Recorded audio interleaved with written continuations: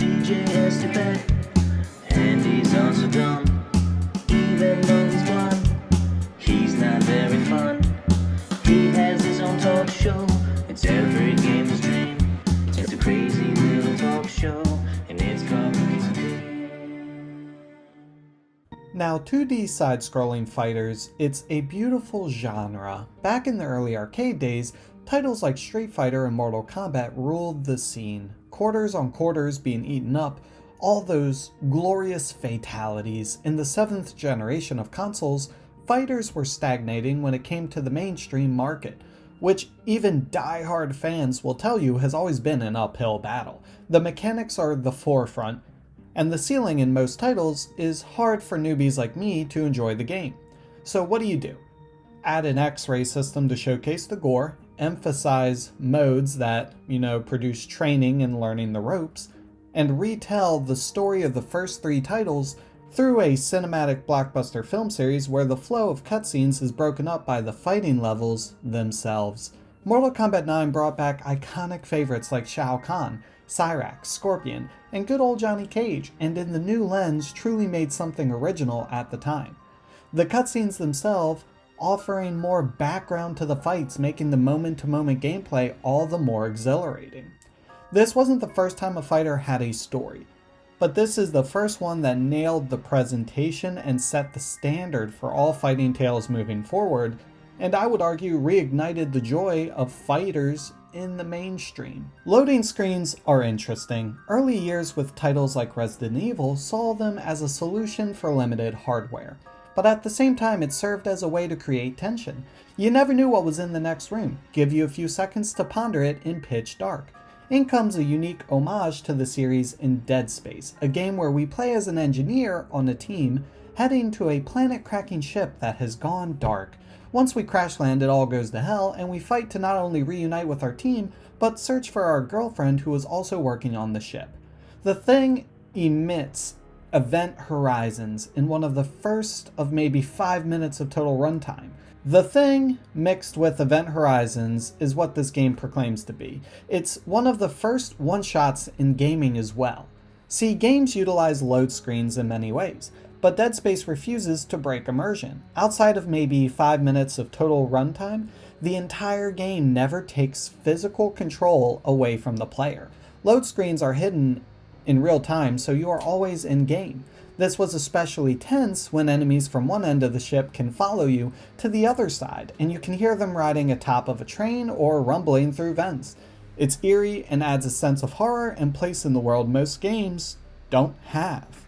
Never breaking away from gameplay also ensures we as a player always stand in the mindset of Isaac Clarke. This alone is revolutionary when we actively explore the ship and never feel safe, since at any point an enemy can come out of nowhere. The environmental storytelling is also top-notch. The game world also never breaks its rules, whether it's having to dismember the enemies limb from limb, or having your main engineer only use engineering tools to fend off enemies. Also a pulse rifle, but I digress. Meaning, we fully invest ourselves in his thought process for survival, paired with quite an original IP origin story with revelations of what happened to the crew on ship and stranded on the planet. Dead Space Remake takes an already exceptional formula by its predecessor and perfects it. Horror never felt so real. The original God of War trilogy was a massive success as Kratos goes through 3 simple arcs: avenge his family he was forced to kill by killing the God of War, get stricken by hubris and learn Zeus is your daddy, and then kill every single Greek god there is. It's a stellar trilogy, simple, so once the new reveal for the new God of War came out, everyone joked about how Kratos was now the dad of war, having to watch over his son in what appears to be Norse mythology versus the latter, which was Greek and Roman.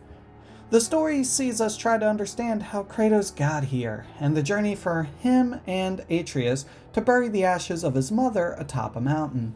Yes, the twist at the end with Atreus being revealed to be Loki is quite sick, since we as people know, oh lordy, the sequel is about to be crazy. And yes, while Ragnarok as a sequel is a brilliant subversion of expectations, it's in the first title's use of Kratos that the story ages so well, taking our preconceived ideas of who Kratos is, those simple executions he did in the first trilogy and then evolving who he is becoming. It's a fascinating tale that spans nearly 30 hours to completion and adds a layer of depth to a character that was originally a bit more one-dimensional. On the day you were born, I made 2 knives, mixing metals from my home and from this land. One for myself, and when you were ready, one for you. Today is that day.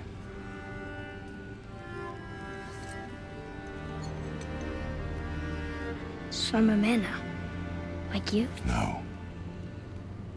We are not men. We are more than that. The responsibility is far greater. And you must be better than me. Understand? Say it. I will be better. We see another side of a legendary Sony IP that ages quite well and brings a whole new perspective on where the character can go. Films have shown before recapturing the magic of what was, it's not easy. Yet God of War does it, both mechanically as a game and structurally from Kratos as a character, leaving a lasting impact for years to come. Power of this weapon, any weapon, comes from here. But only when tempered by this. By the discipline, the self-control of the one who wields it. That is where the true strength of a warrior lies. You must never forget that.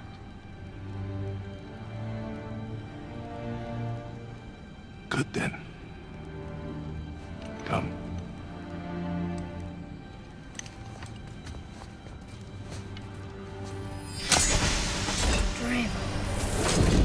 An indie studio that shook the gaming ecosystem to its core deserves to be on this list. With such an original tale, Clair Obscur was a breath of fresh air for gaming in 2025, taking place in a dark fantasy Belle Epoque type setting. The game follows the volunteers of Expedition 33 as they set out to destroy the Paintress, a being causing the yearly gommage, which erases those at or above an ever-decreasing age.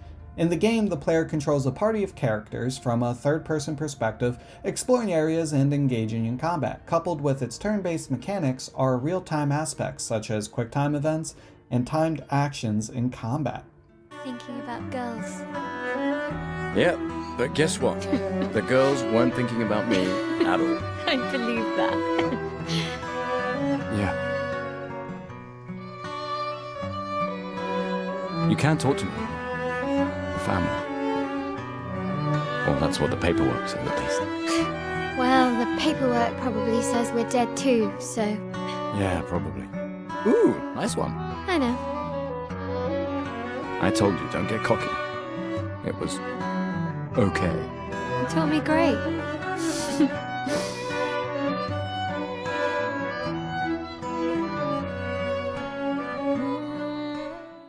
What's funny is this title is a turn-based system that has glorified Simon Says. It is red light, green light, but the music, combined with the sound design, environmental detail, and paralyzing tale about grief and vengeance, come together to build an unprecedented adventure.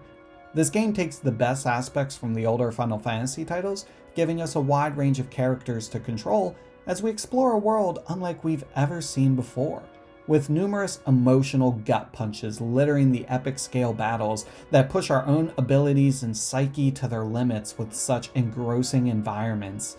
The cinematic presentation surpassing most AAA studios, the gameplay allowing us to parry and dodge any attack, meaning unlike most turn-based games, as long as you are skilled, you can overcome anything, which is central to the plot. Then there's the story, which I can't spoil here, but where it ends up going may be one of the most beautifully gut-wrenching finales that really sit with you well beyond the end credits and get you to reassess how you view art. Expedition 33 is a masterclass in design mixed with storytelling and one journey worth taking.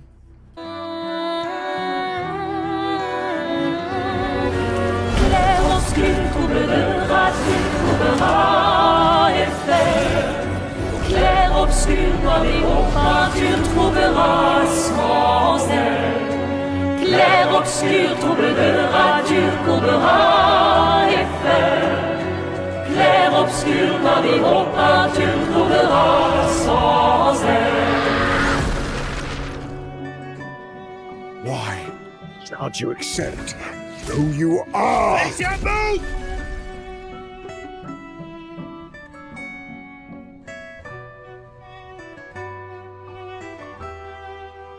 For those who come after. Right? No. You promised!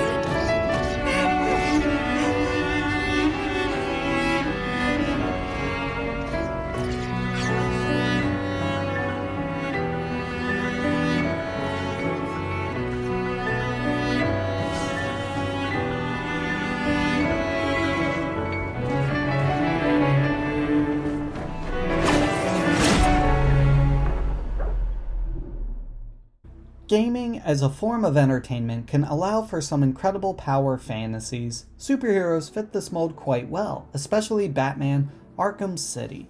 Easily the best of the trilogy, Rocksteady Studios gives players an open playground to use Batman's own tools, detective knowledge, and combat prowess to reenact scenes the Dark Knight wished it had.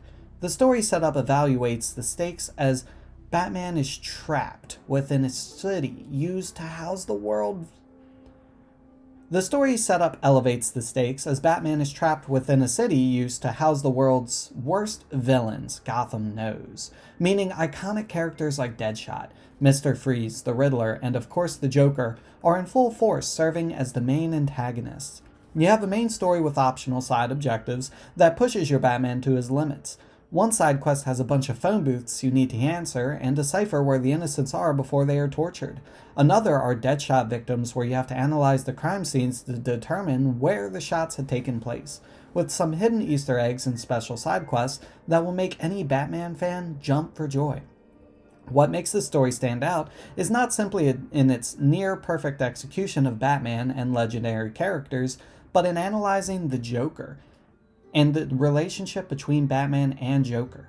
Batman as a series has excelled when serving as a character study for its villains. The Joker ends up infecting Batman with his infected blood from the first game, in which both are now set to die unless a cure is found. Some late game tricks and treachery leads to a final confrontation with Clayface and this shocking scene.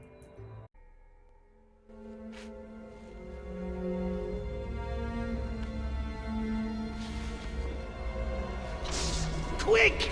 The cure! What are you waiting for? Come on! I killed your girlfriend, poisoned Gotham in hell. It's not even breakfast. But so what? We all know you'll save me. Every decision you've ever made ends with death and misery. People die. I stop you. You'll just break out and do it again. Think of it as a running gag. No!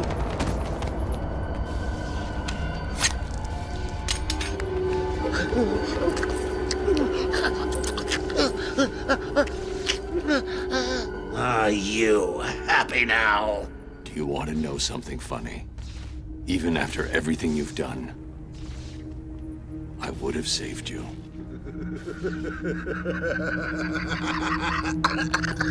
You know, that actually is pretty funny.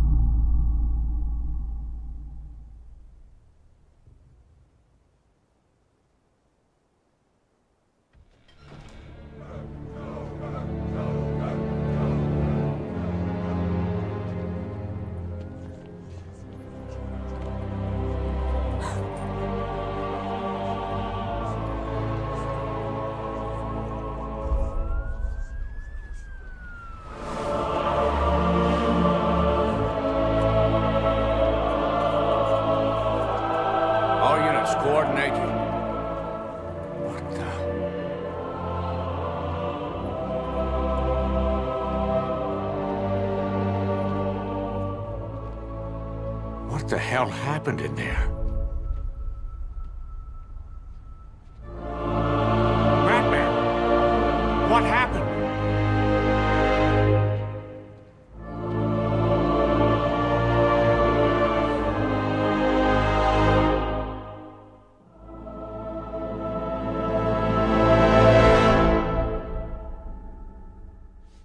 That is one of the ballsiest gut punches in the history of any hero video game. Taking such an iconic character and killing them off shows the weight of Joker himself, what he had and brought to the town. Even Batman is speechless. He doesn't understand how to process. Even though this evil is now gone, there's a hole there. I ended up crying, and Joker's kind of sort of a dirtbag. That's the beauty in this game's story. Yes, we get to fully live out the Batman-style fantasy, soaring as the Caped Crusader trying to bring justice to the streets of Gotham. Although below the surface, we have a dual character study between Batman and the Joker that we haven't seen executed in the same way before. It's a unique dynamic where the Joker needs Batman just as much as the Batman needs the Joker. Nier Automata's story is acclaimed for its philosophical depth, unique narrative structure, and emotional impact, particularly its exploration of existentialism, the nature of consciousness, and the meaning of existence. To be or not to be, we've all read Shakespeare. What begins as a by-the-numbers action JRPG quickly dissolves into one. Nier Automata's storyline revolves around a proxy war between androids and machine lifeforms on a post-apocalyptic Earth, where humanity has fled to the moon, or at least what's left of it. The game follows androids 2B, 9S, and A2 as they fight against the machines, uncovering deeper truths about their own existence and the nature of the war. The game subverts expectations by presenting the same events from multiple perspectives, forcing players to piece together the full narrative and confront complex themes. This game tells a story in an unconventional way. In most media, you read a book and get to the ending, watch a film and credits roll. But this game does something different with its cycles of playthroughs.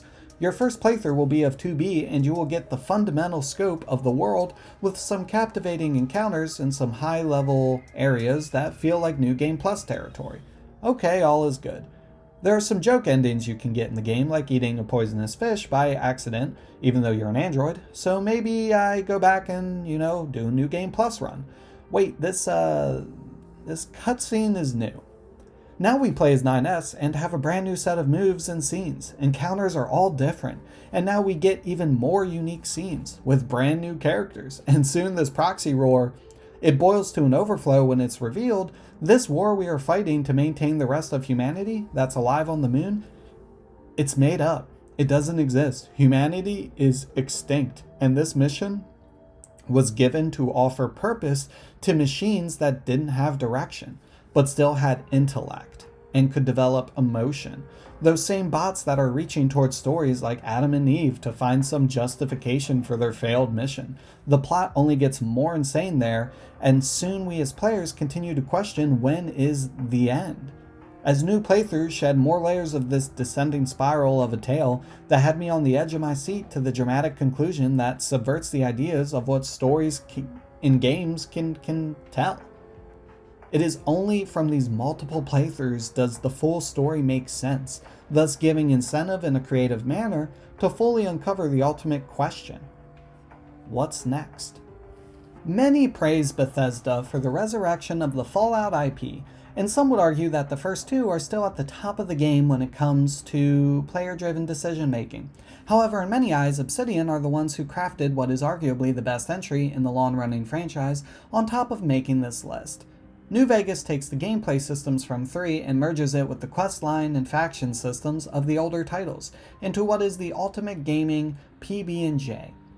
Our created character awakens after being executed with a bullet to the head and out in the Nevada desert with only one mission in mind. Find who did this and kick his little hiney. From their decisions are all up to the player. Want to steal everything? Go for it. Want to choose sides in an ongoing war over territory and ideology in New Vegas? Have at it. Want to skip a 30-hour trek through valleys by going through a severely dangerous and overpopulated minefield infested with deathclaws that'll kill you with one swing at every turn? Be my guest. The game early on seems slower paced, but that constant road trip feeling of getting from point A to point B on the outskirts as you see New Vegas in the distance, trying to get to the center of it, it constantly fuels you in a way many games miss the mark on. It's a road trip that you're creating yourself, and the game doesn't limit you in where you can and can't go. It is your call. It's this snowball of a wild expedition that only gets crazier until the bubble bursts once you enter New Vegas, and you're involved with all these different groups and factions trying to fight for power, with casinos galore, and a plot that actually comes together and forces you to find your place amongst all those various factions. This game gives you a lot of flexibility to craft your adventure as you see fit and come to the endings that feel right for you. And that's gaming with a purpose. Bethesda in their younger years had some bangers. Revitalizing Fallout 3 was one thing, but then taking their FPS formula and creating what was one of the most pivotal RPGs of the 7th generation of consoles. Skyrim saw our created character hand-select a wide range of backgrounds and ethnicities in the world to play out as an adventurer for the ages. It's an epic narrative scale with personal stakes. Skyrim, it intertwines a grand world-ending conflict, the return of Alduin, the World Eater, with the deeply personal journey of the Dragonborn, aka you, who is uniquely positioned to stop this catastrophic event.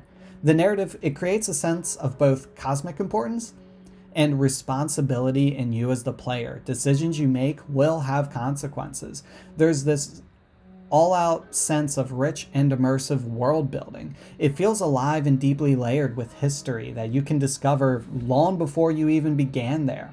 There's a lot of player agency within the story. There is a central narrative, but Skyrim excels at giving players the freedom to carve their own paths, create their own stories within the world. You could choose to focus on the main quest, the vast open world, various factions, Dark Brotherhood, companions, or even just roam and discover random encounters. There's so much story in this game you can easily miss on the first, second, third, fourth, or even fifth playthrough.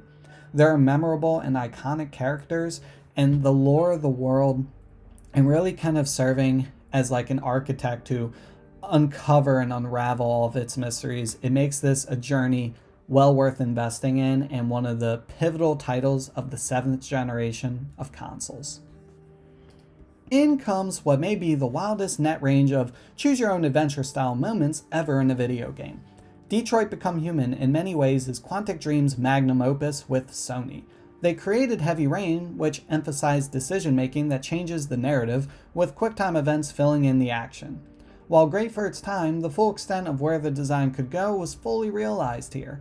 In Detroit Become Human, we play as 3 separate androids who are unrelated at the beginning, until a revolution behind the scenes draw their paths closer together.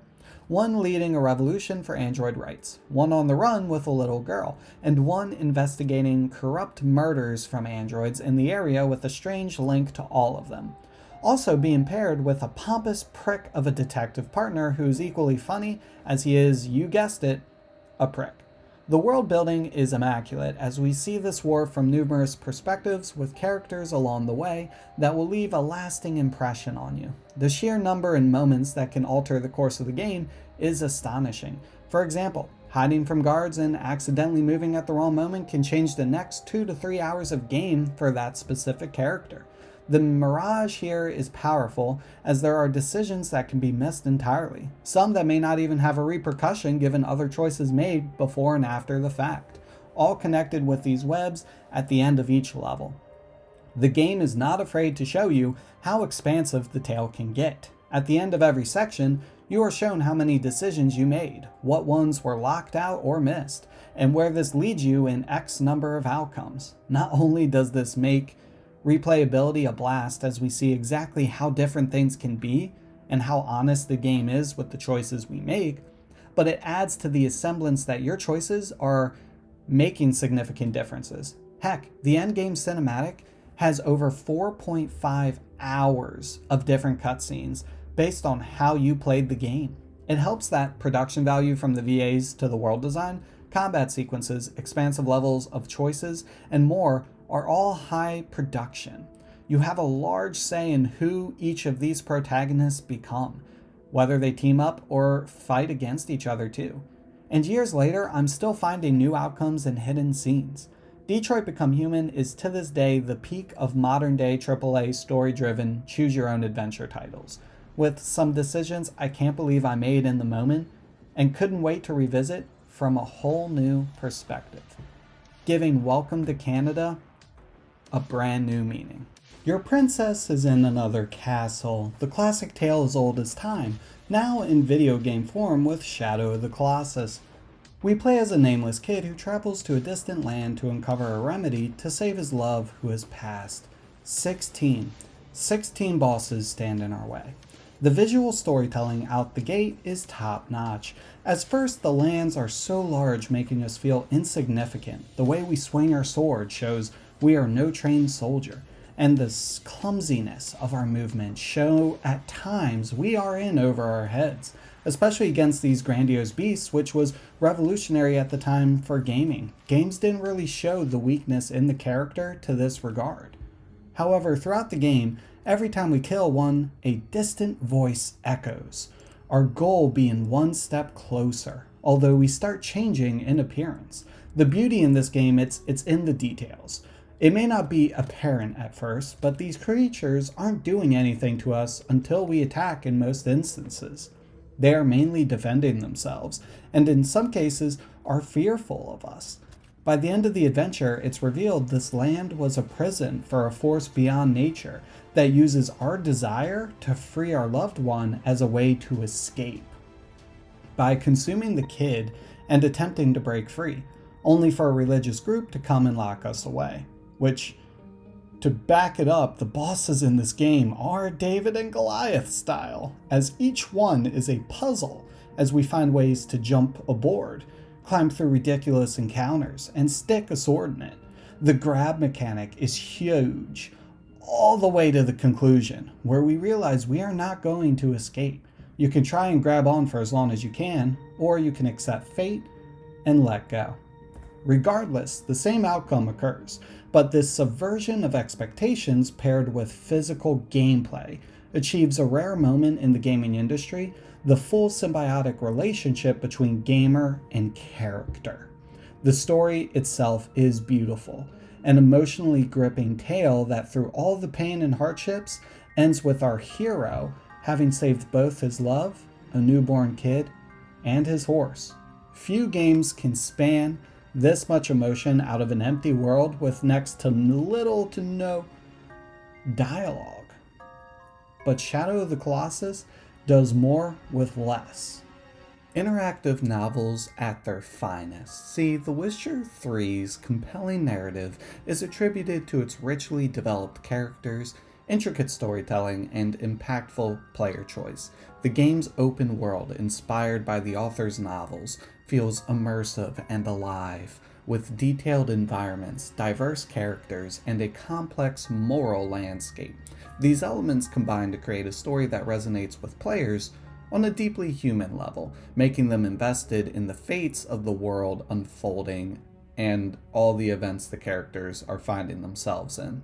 The game, it's populated with memorable and relatable characters, more human than most games at the time, each with their own motivations and backstories. From Geralt and Yennefer's complex relationship to the nuanced portrayals of some supporting characters like the Bloody Baron, the characters feel real, they're grounded, making the stories compelling. It's an immersive world as well. It's vast and detailed, with a sense of history and depth that few other games achieve. The environments, from bustling cities to desolate landscapes, are brought to life with rich details and a palpable atmosphere. The game's attention to detail is nothing short of magnificent. Not to mention the choices you get in The Witcher 3 have significant consequences, affecting the narrative, character relationships, and even the game's ending, on top of how you can portray the books and even the film series. It creates this tangled sense of agency and investment as players are forced to consider the ramifications in worst-case scenarios a lot of games don't have. The game, it presents a world with shades of gray, where morality is rarely clear-cut. Characters and situations often force players to make difficult choices with no easy answers, reflecting the complexities of real-world moral dilemmas we see today.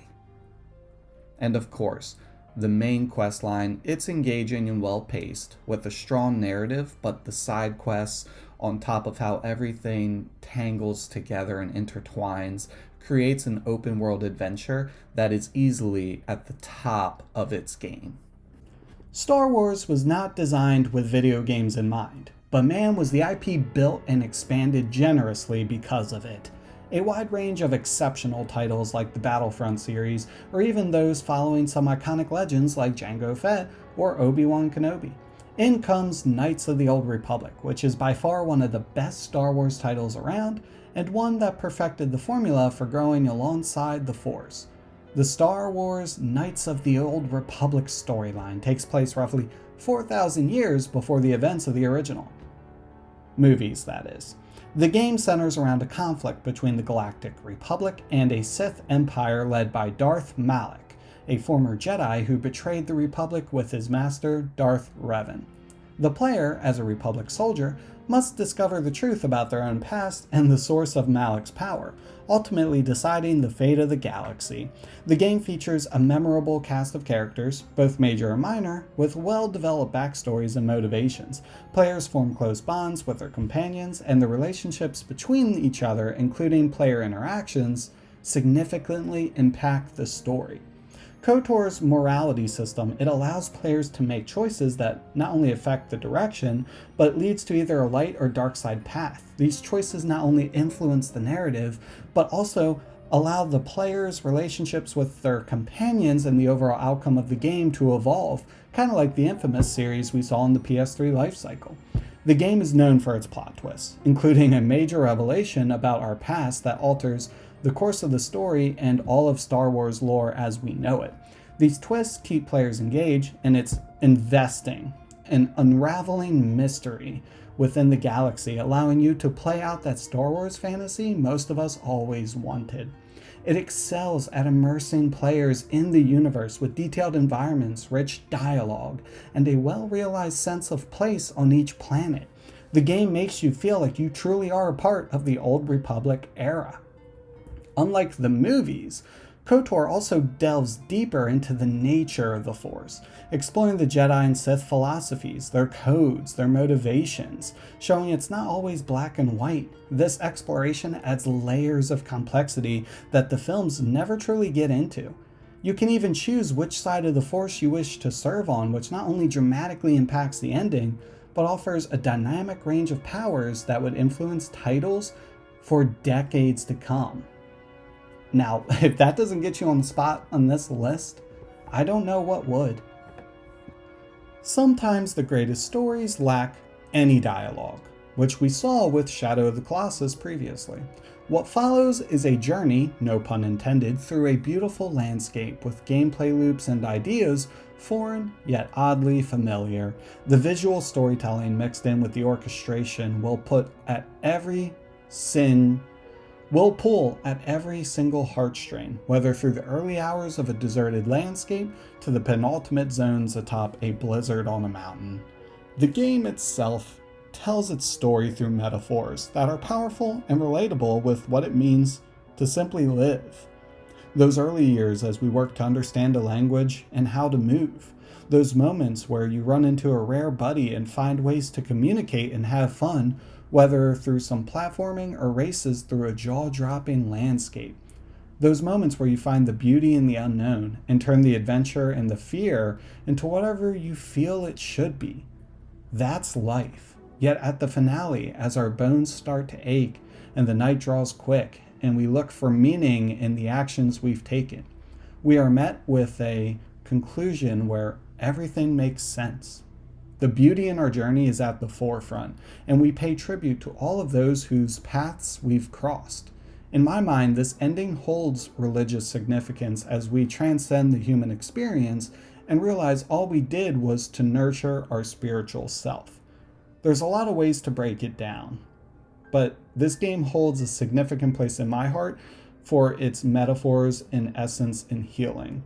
In perfecting environmental storytelling through cinematic angles and gameplay loops that not only serve a purpose, but any gamer, regardless of skill level, can pick up and relate to. An unrepentant criminal, guilty of illegally entering our country on multiple occasions. The only thing that I'm guilty of is doing your dirty work. And by way of compensation, we have overlooked your crimes. Bring it on, because I'm not doing this shit anymore. What makes you think you have a choice? What kind of cargo? Cargo like brain dead, pregnant women. No one would possibly allow that. That's why I have to smuggle them in. They make me bring them over from Mexico.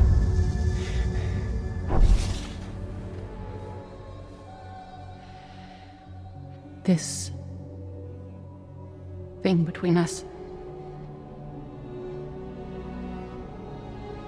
It was a mistake. No. No, it was not a mistake. It was not a mistake.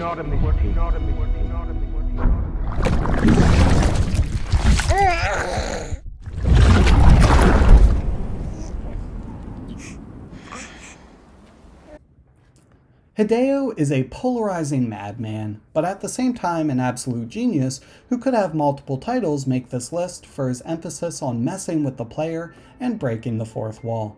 Death Stranding was a brilliant new IP in an industry that needed something new. Let me read off to you a general synopsis. You play as Sam Bridges, who is a repatriarch that can't die, that has issues with connecting with people both physically and on an emotional level.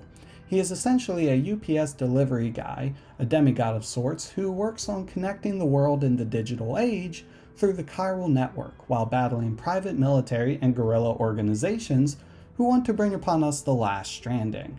Oh yeah, so there's these things called beaches, which is essentially the transition between life and death, and BTs, or the ghosts of the dead, are infecting the world of the living, making deliveries an absolute motherfucker. If that sounds remotely interesting or off the wall, then you are in for a treat. Also, all of these cast members in the game, on top of providing exceptional VAs and mocap performances, are all self-aware they are in this game. The action set pieces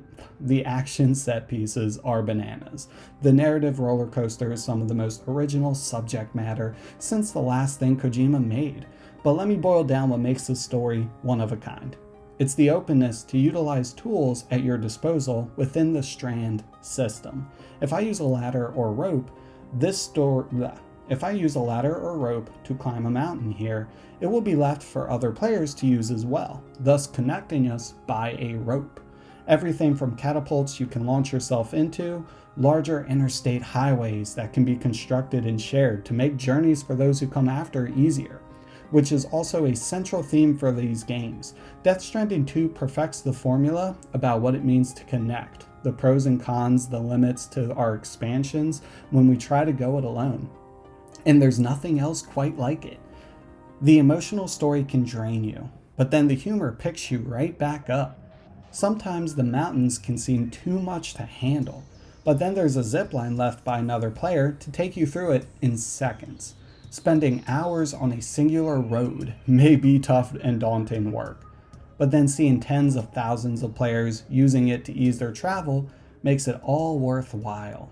Death Stranding tackles many themes, but its focus on connection is an example of how genres, especially in games, can express concepts in a manner no other medium can.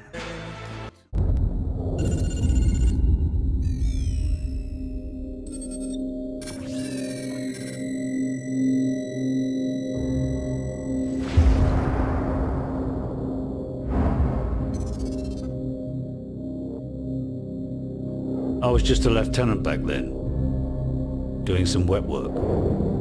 Chernobyl, Christmas for the bad guys. Even a decade later, a lot of them still used it to get their hands on nuclear material. A lot of them, including one, Imran Zakhaev. Of course, we couldn't just let that happen. Cash for spent fuel rods. That's one hell of a recipe for destruction. It was the first time our government had authorized an assassination order since the Second World War. I was under the command of Captain Macmillan. There's plenty of COD campaigns deserving on this list, but to be fair with the timing of COD 4 Modern Warfare, everything sat in place to jumpstart this series into the fading juggernaut it is today. We see an international conflict play out from multiple perspectives, but this was one of the first AAA Modern Warfare stories in gaming, and the first for the COD series which focused on timelines back in World War II. The story takes place in the year of 2011, when a radical leader has executed the president of an unnamed country in the Middle East, and an ultranationalist movement ignites a civil war in Russia.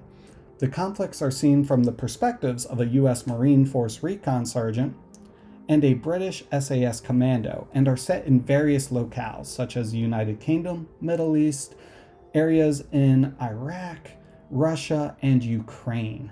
This was a heart-pounding action thriller that made players feel they were on the front lines, taking on the world where every mission felt like it could go south, all the way to a dramatic conclusion that pulls everything over you and makes you look at all the sacrifices in a different light. Let's be real. The main reason this band of likable soldiers makes it this high on the list is in its set pieces. It was still grounded enough to feel insane in a surreal yet believable way, whether it's players being assassinated to the iconic nuke scene where our team goes back in to save a downed pilot, only to see that the bomb team fails to cut the right wires in time, and most notably, all gillied up. This mission alone is still one of the greatest FPS missions ever made. With your commanding officer, you are a duo sniper team tasked with eliminating a target outside Chernobyl. We end up stealthing through guards, sneaking past enemy patrols, and queue up for one shot that can change the course of history.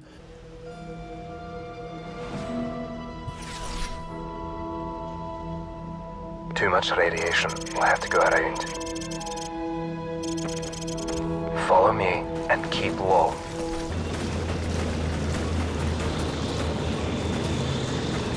Get down, now.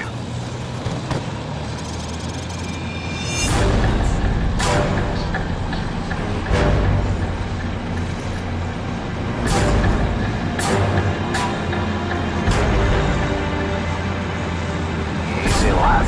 There's too many of them. Let them go. Keep a low profile and hold your fire. Strike to anticipate their paths. If you have to maneuver, slow and steady, no quick movements.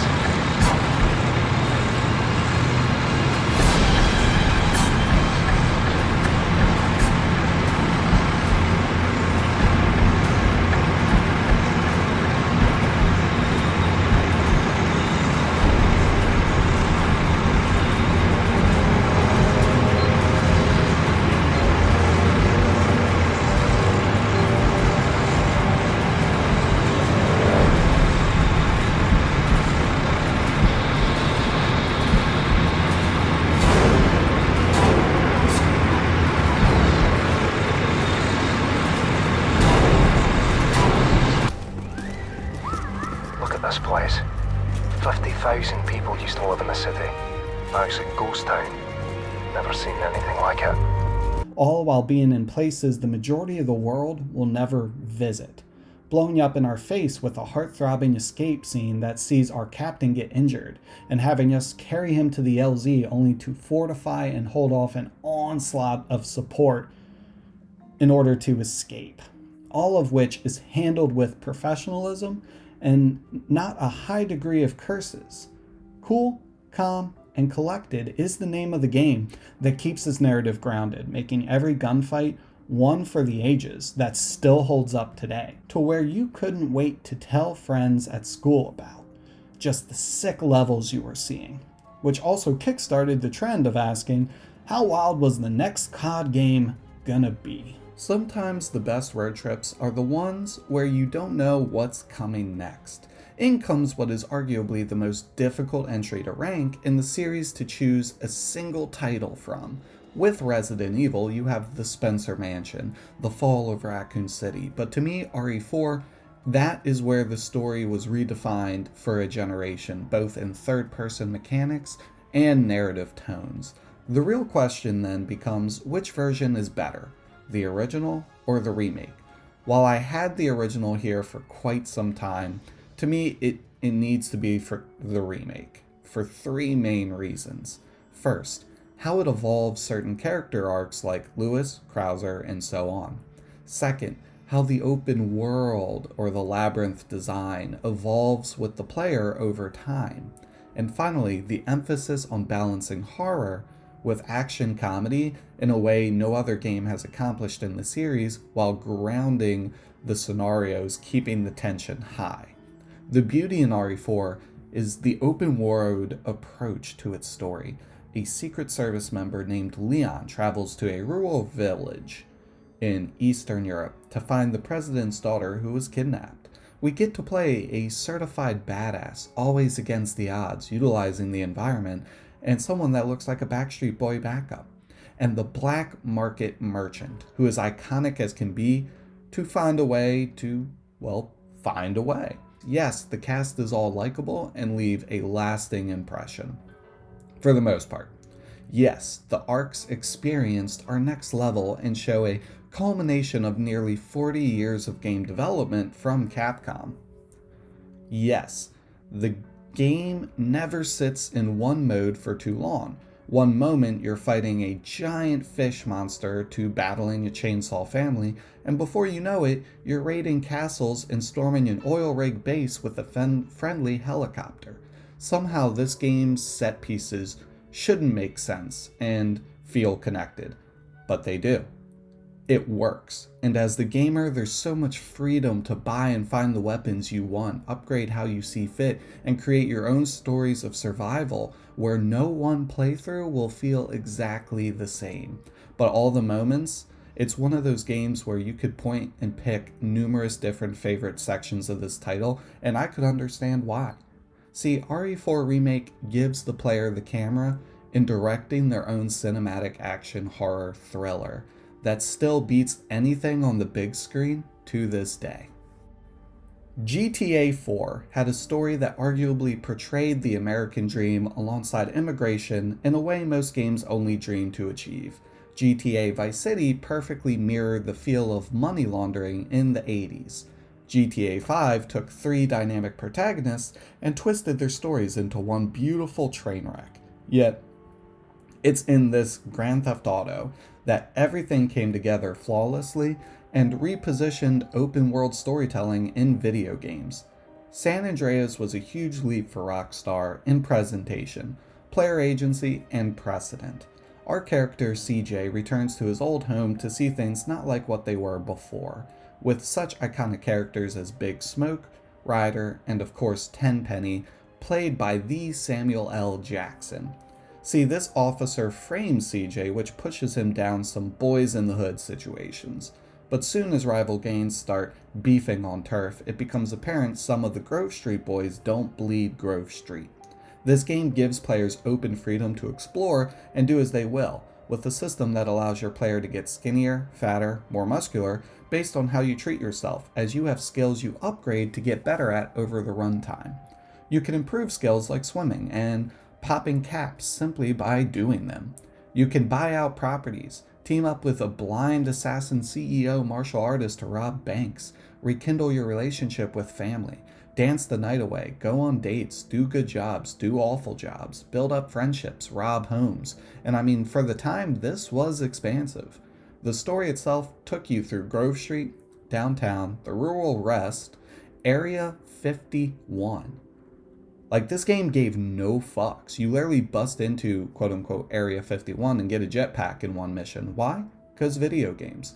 Easter eggs galore, spawning numerous machinimas like the search for serial killers in the world and even Bigfoot, taking it a step forward as the modding community alongside machinima in its prime created some amazing short fan-made films using only game code, which is beyond incredible. Like, these were intense. The world felt alive in ways Grand Theft Auto and other open world titles didn't before, setting a precedent for decades to follow. GTA San Andreas was the game every kid talked about at recess, and it's one still fun revisiting today, in which you can even see all of its details and ideas and principles still in GTA 5, heck, even in the GTA 6 trailers. The legacy of San Andreas is that critical. Deus Ex is considered to have one of the greatest stories in gaming due to its rich, branching narrative, complex characters, and its exploration of real-world themes and philosophical ideas. The game's immersive sim elements allows players to shape the story through their choices, leading to a unique and personalized experience with multiple debated endings. Furthermore, the game's world building, attention to detail, and use of conspiracy theories and real-world lore create a compelling and thought-provoking experience.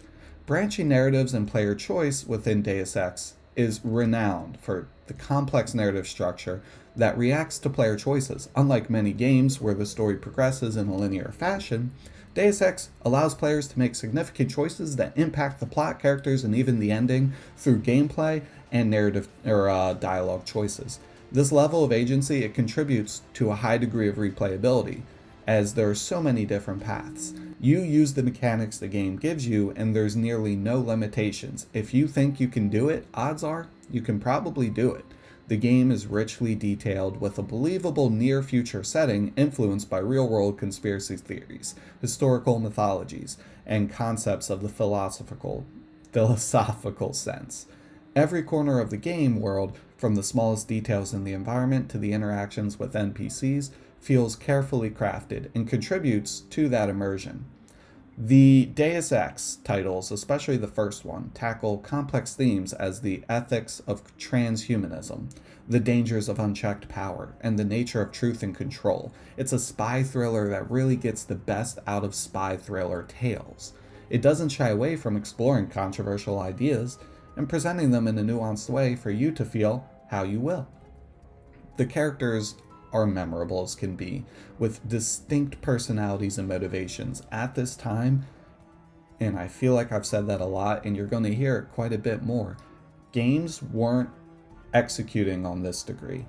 The dialogue itself is intelligent, it's engaging, it prompts players to think critically about the situations and even give you the ability to predict future betrayals and things of that caliber.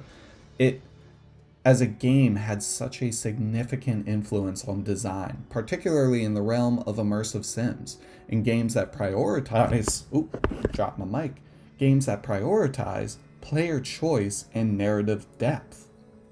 Many subsequent games have sought to emulate the blend of action, role-playing, and stealth elements that Deus Ex popularized. There's a reason why if you mention immersive sims as a genre for video games, Deus Ex is the first one that comes up. I mean, it is set in 2052, it's a dystopian cyberpunk future beset by terrorist attacks, economic inequality, and the plague dubbed the Grey Death. Just submit Grey Death, transfer that out, and put COVID in, and you basically have America as we see fit today. Your player character, JC Denton, is an anti-terrorism agent who's deployed when terrorist group interrupts supplies of a rare Grey Death vaccine. You investigate the incident, and then you get involved in this complex struggle between factions for world control. It's mind-blowing, it's fun, it's engaging, and you always feel like everything you do will change some aspect of the story. Whether it's using your vent to sneak up on a conversation and hear what friend A has to say behind your ears, or confronting friend A during your mission and just talking to him straight up.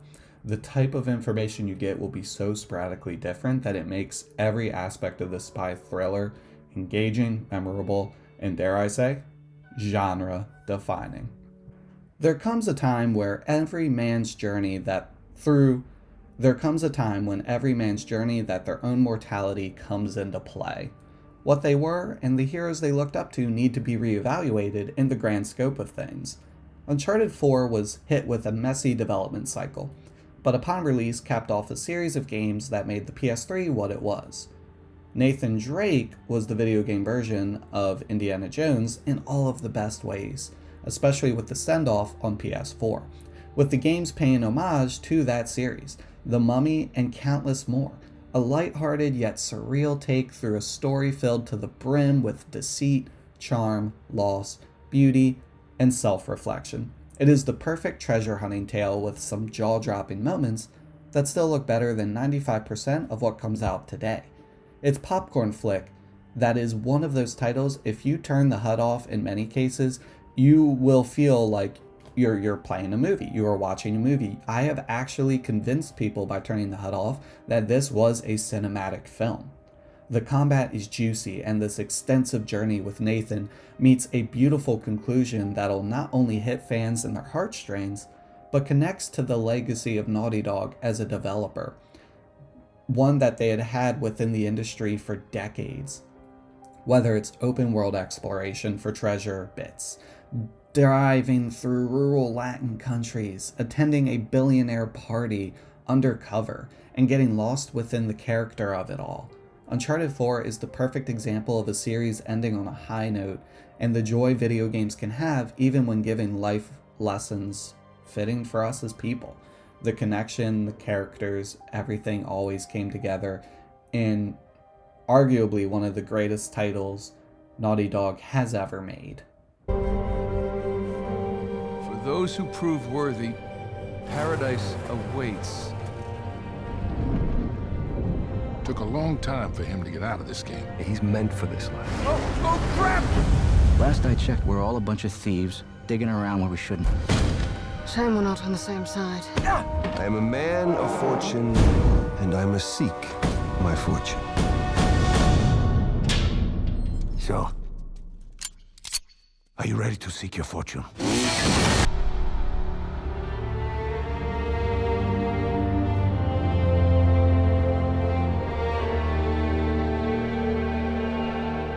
ever wonder, like, different choices, how we might have ended up? No. I like the hand we've been dealt.